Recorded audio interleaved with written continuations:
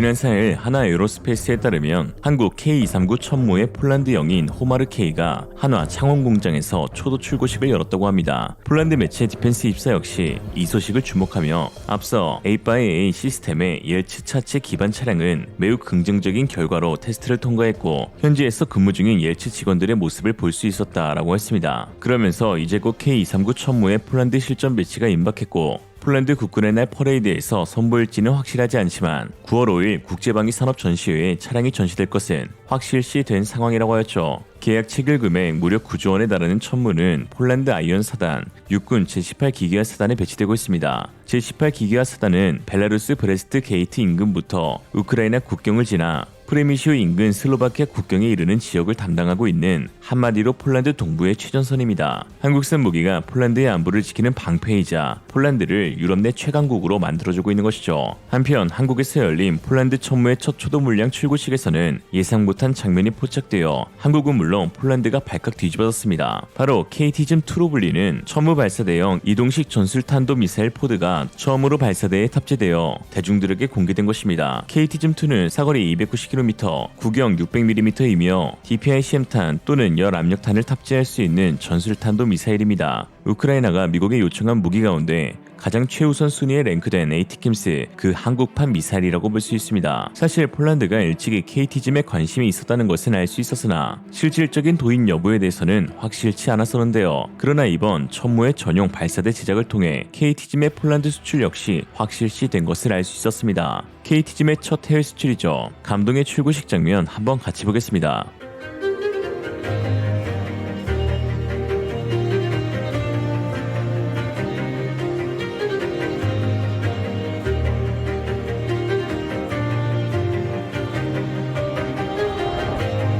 지금부터 폴란드 천무 발사대 모듈 출하식을 시작하겠습니다.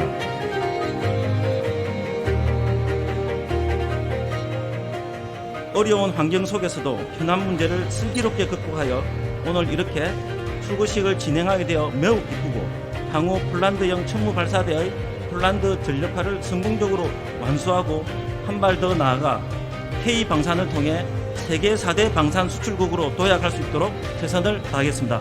저기 있는 이 발사대 모듈이 출하가 되고 나면 폴란드 현지에서 옐츠 차량과 결합이 되어서 최종적으로는 K 호마르라는 이름으로 폴란드에서 전력화가 될 예정입니다. 대한민국과 폴란드의 진정한 협력이 시작되는 아주 큰 의미가 있다고 생각을 합니다. 주한 폴란드 국방무관 알렉산더 마르추니스 대령님의 축사를 영상으로 만나보겠습니다.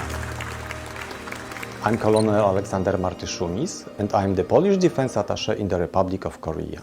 We are grateful that Hanwha Aerospace agreed to share with us this advanced technology. I believe that established cooperation between Hanwha Aerospace and Polish companies will be of the benefit for all. I would like to stress that your products, which are the state-of-art technologies, will provide new capabilities to Polish Army and enhance its strength. This is, in my opinion, very important in the light of the current security situation in Europe. 오늘이 있기까지 노력하신 모든 분들의 노고에 감사드리며 하나 에어로스페이스의 무궁한 발전을 기원드립니다. 폴란드 천무 발사대 모듈의 첫 번째 출하를 축하드리며 다같이 외치겠습니다. 하나, 둘, 셋!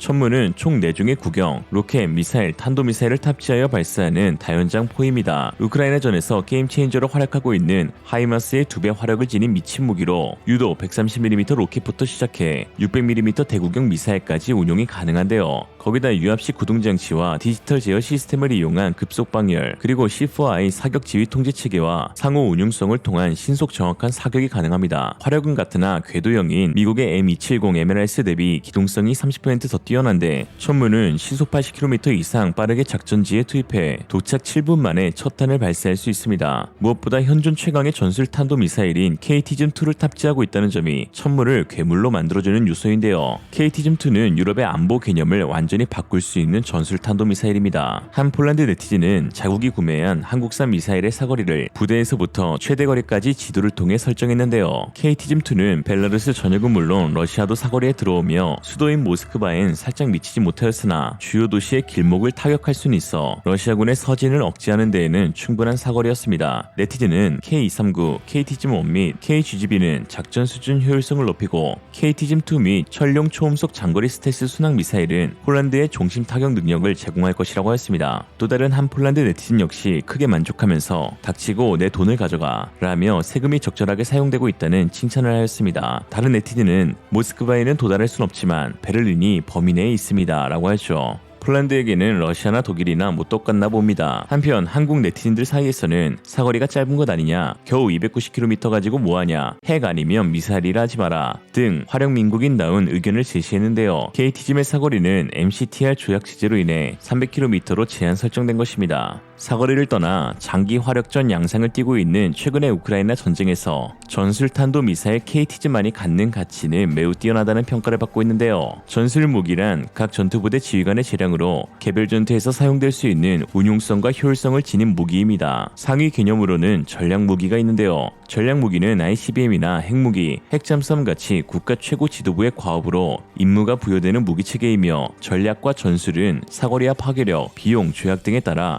상호 운용 및 보완되는 개념입니다. 일반적으로 전략 무기가 상위 개념인 만큼 더 강력하다고 볼 수 있죠. 그러나 우크라이나 전쟁을 통해 알 수 있듯 전장에서 무조건 전략 무기만 추구할 수는 없는 노릇입니다. 강력한 무기인 만큼 그만큼 대가가 따르기 때문인데요. 러시아가 우크라이나와 전쟁을 끝낸다 치면 사실 답은 간단합니다. 보유하고 있는 전략 핵무기를 투하하면 되겠죠. 2023년 스톡홀름 국제연구소 기준 러시아는 4,489개의 핵무기를 보유하고 있는 세계 1위의 핵 보유국입니다. 그러나 단 한 발도 사용하지 못합니다. 핵을 사용하게 되면 국제사회의 막대한 비판은 물론 똑같이 핵 보복을 당할 수 있기 때문인데요. 전략 핵을 사용할 수 없는 무기로 부르는 이유입니다.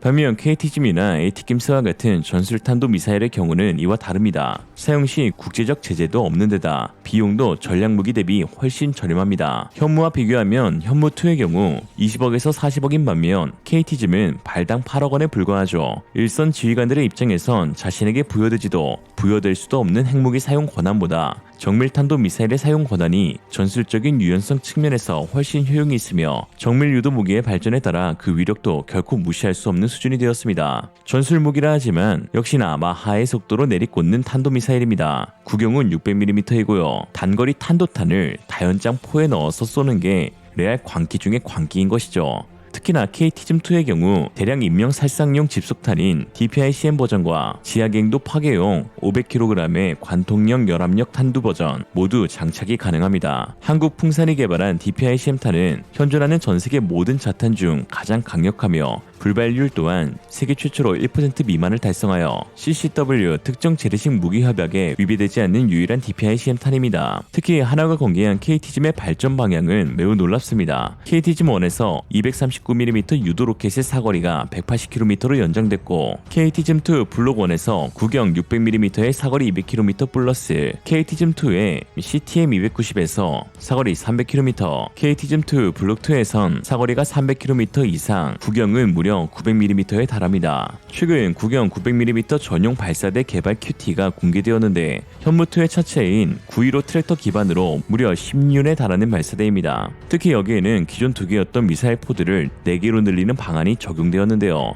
지금도 괴물인 천무가 진정 괴물 중의 괴물로 재탄생하는 것입니다. 900mm KT즘 4발을 탑재하거나 239mm 유도 GMLS는 무려 24발을 발사할 수 있습니다. 하이마스의 4배에 달하는 미친 화력이죠. 거기다 기존 일반 고폭탄, DPICM탄, 열압력탄 등 3가지 유형에 불과했던 발사 유형을 확산탄과 정밀 유도탄, 지하 침투 갱도 파괴탄, 활주로 파괴탄, EMP탄, 열압력탄, 정전탄, 지뢰 살포탄, 선전탄 등 다양한 탄종을 개발 및 운용할 계획입니다. 한마디로 이거 하나면 화력은 문제가 없다. 세계 최고의 성능을 지닌 천무와 KT짐의 개발을 위해 노력하신 모든 기술진 여러분들께 다시 한번 감사드립니다. 특히 천무 초도 출고식 영상에서는 직접 개발에 참여했던 담당자들이 떨리는 목소리로 어색하게 남아 발표를 하는 모습이 큰 감동을 주었는데요. 기술진들이 대우받는 세상이 와야 우리나라의 첨단 기술의 개발도 이루어질 수 있습니다. 그러한 첨단 기술들이 인류 국가의 도약을 위한 기반이 되는 것이죠. 한국 방산의 우수한 기술력은 해외에서도 인정받고 있습니다. 프랑스 매체 프랑스 입사는 러시아가 방산 시장에서 퇴출당함에 따라 프랑스가 방산 세계 2위를 차지하기 위해 노력하고 있다는 기사를 보도했는데요. 그러면서 프랑스의 꿈이 이루어지기는 어려울 가능성이 높은데 최근 한국의 방산 수출이 놀랍게 확대되고 있기 때문이다라며 수많은 국가 가운데 유독 한국을 콕 집어 언급했습니다. 또한 한국산 무기를 도입한 폴란드에서도 역시나 긍정적인 반응을 보이고 있는데요. 폴란드 특별 군비 프로그램의 미사일 군수 담당관인 마이클 마르시니악 대령은 국영방송과의 인터뷰에서 다음과 같이 말하였습니다. Today,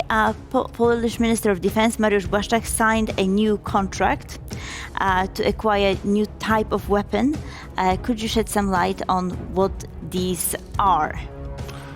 Yeah, this is the quite sophisticated artillery system, especially connected with precision strike and long range. It's something new in Polish armed forces.